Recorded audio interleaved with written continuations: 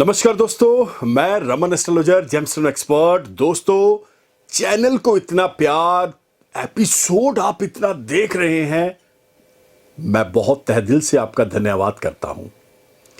जेमलॉजी मैंने बहुत सारे अपने एपिसोड्स के अंदर बोला है, इसका रीबर्थ हो रहा है। यानी ये वेंटिलेटर पे जा चुकी थी, अब इसका रीबर्थ है। और रीबर्थ कैसे होगा? वो तब ही होगा जब आप original lab tested certified stone डालेंगे, अन्यथा इसका रीबर्थ नहीं होगा। लेकिन दोस्तों, मैं फिर से एक चीज आपको बता देना चाह रहा हूं कि कहीं पे कोई भी अगर जेमलॉजी से रिलेटेड आपको कोई मिथ है, जो आपको लग रहा है कि ये चीज हमें समझ नहीं आ रही है, हम इसके ऊपर कुछ एपिसोड चाहते हैं डिटेल के अंदर, तो आपको हमारे नंबर के ऊपर 9876726492 जो नीचे भी डिस्प्ले हो रहा है, और आपको पूरे एपिसोड के अंदर वो नंबर पता लग जाएगा। वहां पे व्हाट्सएप कर दें। बिल्कुल, मैं पूरी कोशिश करूंगा, अपनी टीम को बोलूंगा कि एक ऐसा एपिसोड जो वाकई लोगों के देखने वाला हो, जो वाकई ही हमें लगेगा कि ये चीज शायद नेट पे नहीं है, तो बताई जाएगी। तो आपका इंटरेस्ट खराब नहीं करते हुए चलते हैं हमारे एपिसोड की तरफ।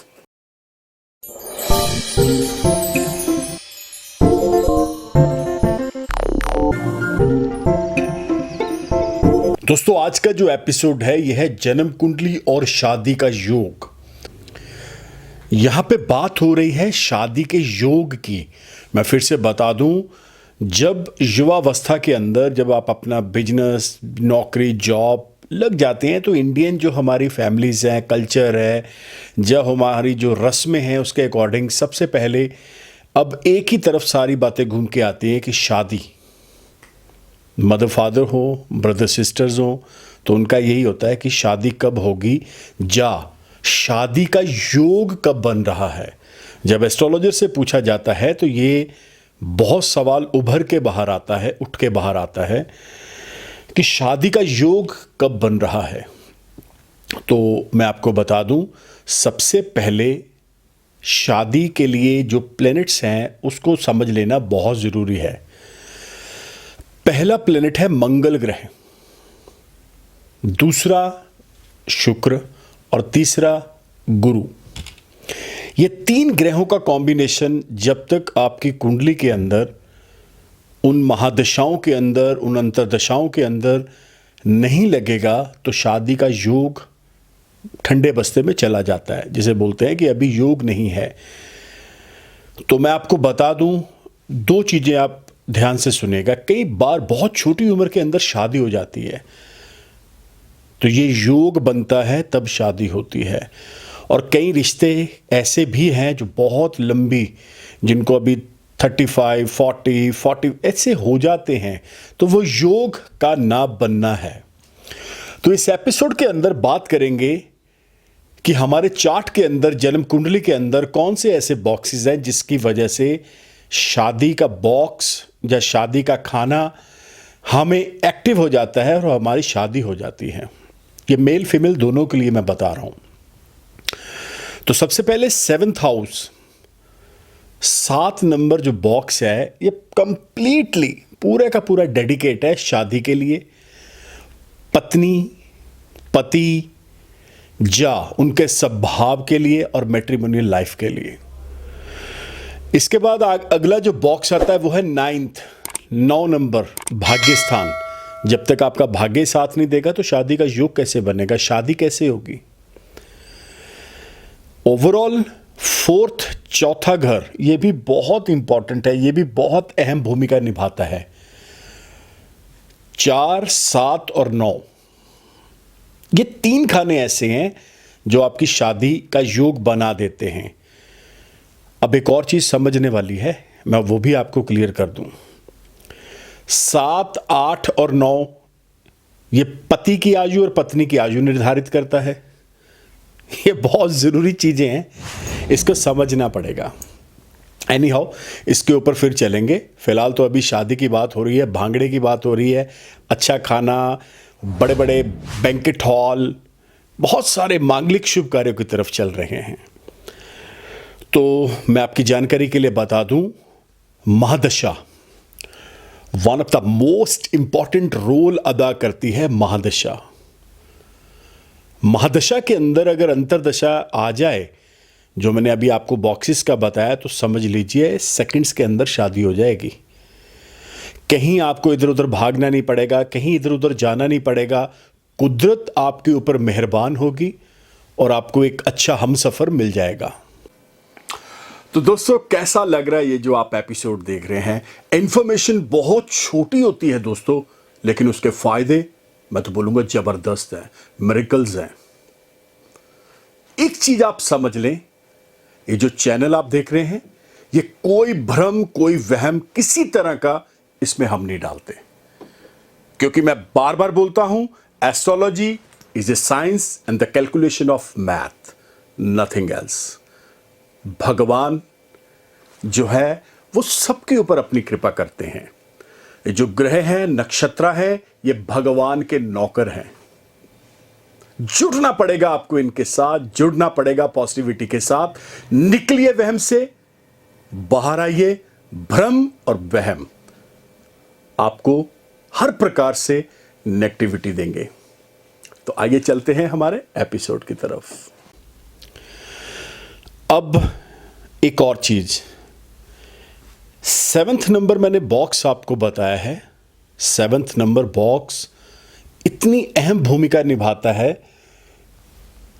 कि जब भी हम वर ढूंढते हैं, अब वर का मतलब होता है कि अगर मेल है तो फीमेल, फीमेल है तो मेल, तो उनका स्वभाव कैसे होगा, उसकी हाइट कैसे होगी, उसका बोलचाल कैसे होगा, उसका सलीका कैसे होगा, नेचर कैसे होगी, ये सारी चीजें 7th नंबर ही निर्धारित करता है। इन सभी चीजों के अंदर एक और चीज मैं क्लियर कर दूं कि मांगलिक दोष भी अपनी बहुत अहम भूमिका निभाता है। इसके ऊपर मेरे बहुत सारे एपिसोड आए हुए हैं, लेकिन बात कर रहे हैं शादी की। तो जब भी आपका योग प्रबल होगा, तो खाना नंबर 4, 7 और 9 एक्टिव हो जाएंगे। अब एक्टिव होंगे 4 नंबर खाना, 7 नंबर खाना और 9 नंबर खाना, यानी बॉक्सेस की बात कर रहा हूं आपके कुंडली के अंदर। ये एक दूसरे के साथ कनेक्ट हो जाएंगे। पहला, योग बनाएगा। दूसरा, पति और पत्नी का स्वभाव पता करेगा, बताएगा, नेचर बताएगा। और तीसरा, शादी करवाएगा। ये तीनों चीजें आपस में कनेक्ट हैं। ये कभी नहीं होता कि आप ये सोचेंगे कि एक ही महादशा लग गई तो एक ही खाना एक्टिव है, तो ऐसा नहीं होगा। ये सारी चीजों को देखना पड़ता है। शादी विलंब होना, लेट होना, इसके पीछे भी राहु और शनि को क्रेडिट जाता है। शादी बहुत जल्दी हो जाना, इमीडिएटली, बहुत छोटी उम्र में हो जाना, तो इसका क्रेडिट मंगल, शुक्र और गुरु को जाता है। लेट होने के ऊपर हमारा एक एपिसोड आएगा कि क्यों लेट हो रही है शादी, या इसके पीछे क्या कारण है। जब भी बात इन ग्रहों की होगी, अब देखिएगा, जब कभी किसी की शादी के अंदर विलंब हो रहा होगा, लेट हो रही होगी, तो आपको एस्ट्रोलॉजर और जो आपके कंसल्टेंट जिनसे आप कंसल्ट करते हैं, अगर आप मेल हैं या फीमेल हैं, तो आपको बोलेंगे देवगुरु बृहस्पति का पत्थर पीला पुखराज धारण कर लें। ये बहुत जरूरी अहम भूमिका निभाते हैं देवगुरु बृहस्पति। अगर लड़के की शादी में बहुत ज्यादा विलंब हो चुका है, तो बोला जाता है हीरा डाल लो। तो कहने का भाव क्या है, मैंने जैसे अभी आपको बताया ना कि इसका क्रेडिट शनि और राहु को जाता है। तो आप कभी भी जिन जिन लोगों की शादियां बहुत लेट हुई हैं, अब देखिएगा तुला राशि के अंदर अगर शनि होगा ना, उच्च के होते हुए भी वो आपकी शादी नहीं होने देंगे, बहुत ज्यादा विलंब पैदा करेंगे। 2 नंबर, 4 नंबर, 7 नंबर, 9 नंबर के अंदर अगर शनि होंगे तो शादी में बहुत हैवी विलंब होगा। होते होते भी शादियां टूट जाती हैं। ये बड़े पंगे होते हैं। राहु को बहुत जबरदस्त क्रेडिट जाता है लेट होने में। तो यहां पे बात अब ये हो रही है कि अगर आपका शादी का योग बन चुका है, अगर आपको एक अच्छा वर आ चुका है, अगर आपको एक अच्छा कुदरत आपके ऊपर मेहरबान हो चुकी है, तो क्या हमें उस समय शादी कर लेनी चाहिए या नहीं?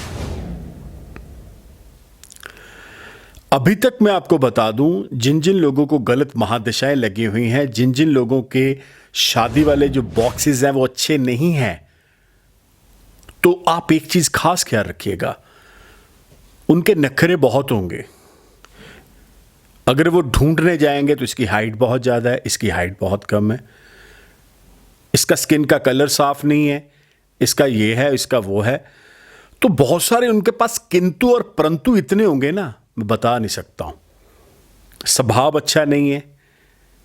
अगर सारी चीज़ें अच्छी हो जाएंगी तो इसकी फैमिली अच्छी नहीं है।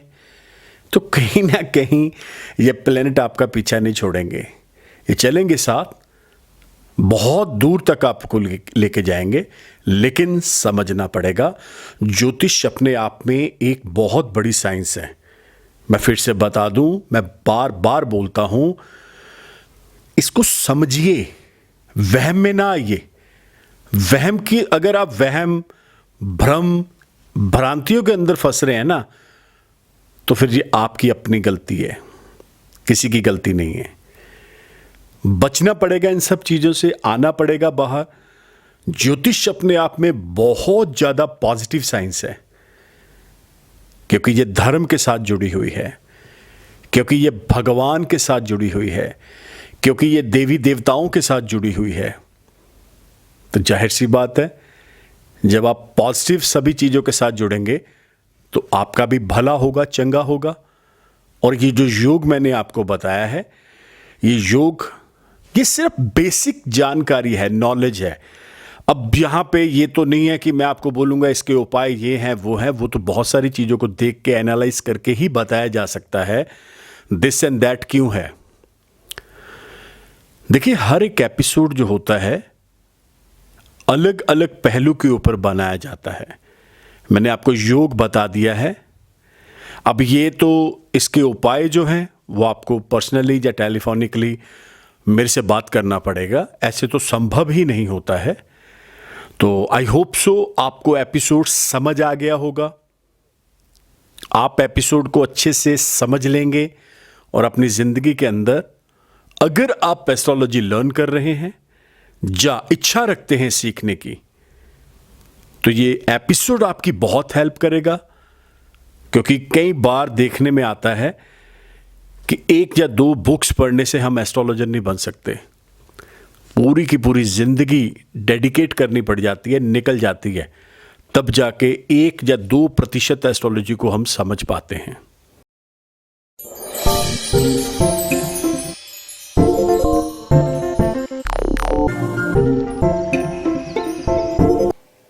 जबरदस्त एपिसोड अभी आपने जो देखा है दोस्तों, ये मैं इसलिए बोल रहा हूं क्योंकि ये जो हमारा चैनल है, इसके ऊपर अब देखा जाए तो रतन तो 9 है, लेकिन एपिसोड 2000 ये कैसे हो गया? यही चीज है दोस्तों। क्यों? क्योंकि जेमलॉजी की हर एक बारीकी, धातु हो, जेम्स हो, दिन हो, वार हो, मुहूर्त हो, वजन हो, हर एक चीज आपको बताई जा रही है, डिटेल के अंदर बताई जा रही है, ताकि आप कहीं ना कहीं जो भ्रम के अंदर फंस चुके हैं बाहर आए। दोस्तों, अगर आप हमारे साथ जुड़ना चाहते हैं, आपको करना क्या पड़ेगा? अभी के अभी YouTube channel, Twitter, Insta, Facebook पे आप मुझे फॉलो कर सकते हैं by the name of Raman Malhotra. और हाँ दोस्तों, ये जो नंबर देख रहे हैं 9876726492, one of the best number. Again I can ask you, 9876726492। ये नीचे भी डिस्प्ले हो रहा है, इसके ऊपर आपने व्हाट्सएप चल रहा है, ये हमारे ऑफिस में, जो भी हमारे ऑफिस में इस नंबर के ऊपर अपना नाम, डेट ऑफ बर्थ छोड़ेगा, उसको एक हमारे ऑफिस से प्रोसीजर आएगा, उसे आप फॉलो करिए। आने की जरूरत ही नहीं है, आप अपने घर बैठे अपना, अपनी वाइफ, अपने बच्चों का, माताजी, पिताजी, सबका होरोस्कोप चेक करवा सकते हैं। अगर उनके पास डेट ऑफ बर्थ नहीं है, गलत है, तो बहुत सिंपल रास्ता दे रहा हूं, दोनों हाथों की लकीरों की फोटो और नाम व्हाट्सएप करिए, आपको प्रोसीजर आएगा, तो मिलते हैं बहुत जल्द, तब तक के लिए नमस्कार, धन्यवाद, have a nice day. Raman ji से कंसल्ट करने के लिए आपको कहीं जाने की आवश्यकता नहीं है। सिर्फ उनका फोन नंबर 9876726492 मिलाकर अपॉइंटमेंट बुक कर सकते हैं और डायरेक्ट उनसे फोन पर बात करके आप अपनी समस्या का समाधान पा सकते हैं। So book your appointment now.